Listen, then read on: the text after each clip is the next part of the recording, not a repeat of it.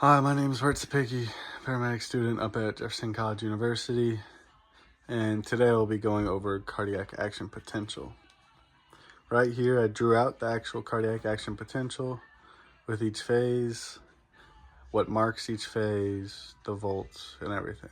I will be going over all of that in this little presentation I have made. So the beginning of the process is actually kind of counterintuitive. You would think the process would start at phase 0, but it actually starts at phase 4. Phase 4 marks the beginning and the end of the process. This is actually the period between action potentials when the cell is repolarized and ready to fire again. The inside of the cell is negatively charged with respect to the outside.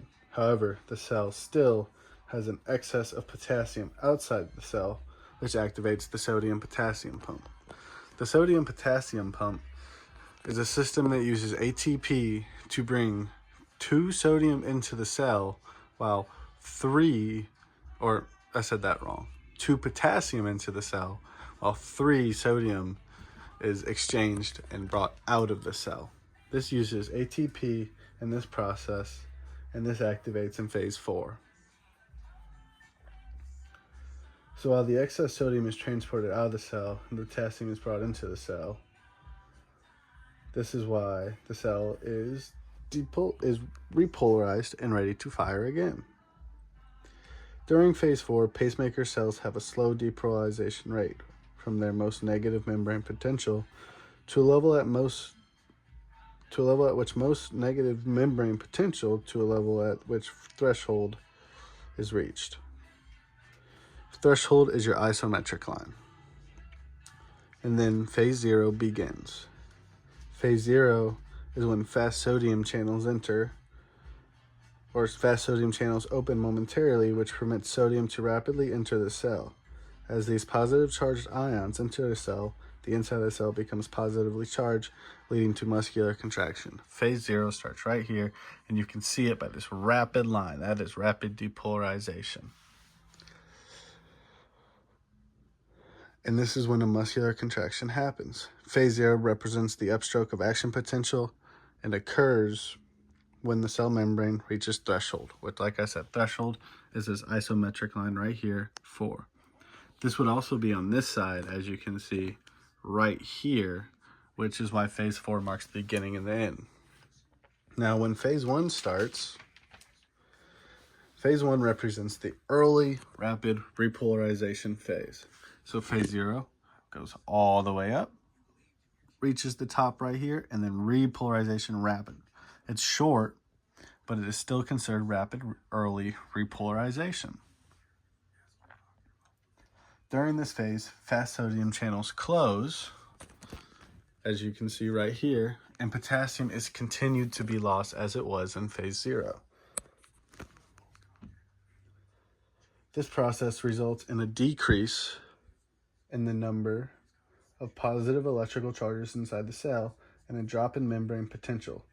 As a result, the cell membrane returns to its resting permeability state, which marks the beginning of phase 2, or otherwise known as the plateau phase. This is the prolonged phase of repolarization. As we can see, the line still continues to go down, but it's very slow. That's why it's called the plateau phase.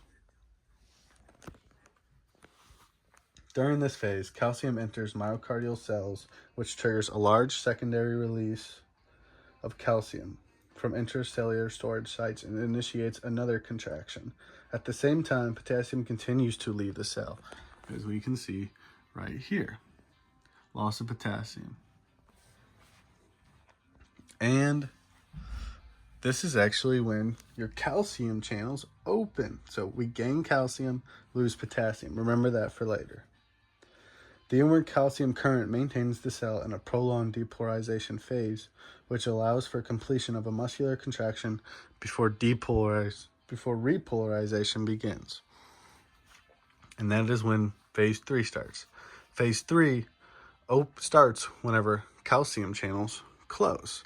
This is phase 3 right here. It marks your rapid repolarization on the downward spike all the way up until phase 4, your isometric line. Phase 3 is the terminal phase of rapid repolarization. It results in the inside of the cell becoming negatively charged. The membrane potential also returns to its resting state.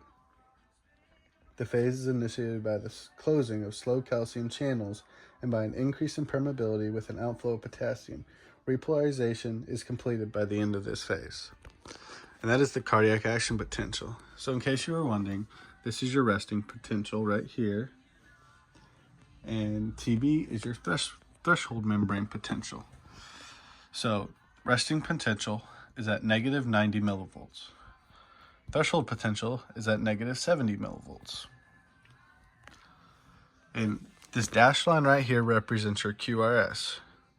So QRS starts as soon as depolarization begins, goes down, jumps all the way up with depolarization, goes back down inside the plateau phase, hangs out for a minute till the end of the plateau phase, and then you get this little T wave right here, and then back to the isometric line, which we see on all EKGs. So again, just a little recap. Phase 4 marks the beginning and the end. This is when your sodium-potassium pump activates. You gain 2 potassium for a loss of 3 sodium inside the cell. And then phase 0, you lose potassium, but your fast sodium channels open, which allows a lot of sodium to enter the cell. Phase 1, you're still losing potassium, and this marks the closing of those fast sodium channels. Phase 2, you're still losing potassium, but your calcium channels open. Phase 3, losing even more potassium, and your calcium channels close. And then the process repeats itself as soon as it reaches your resting membrane potential. This has been Action Potential. Thank you so much for watching. Thank you.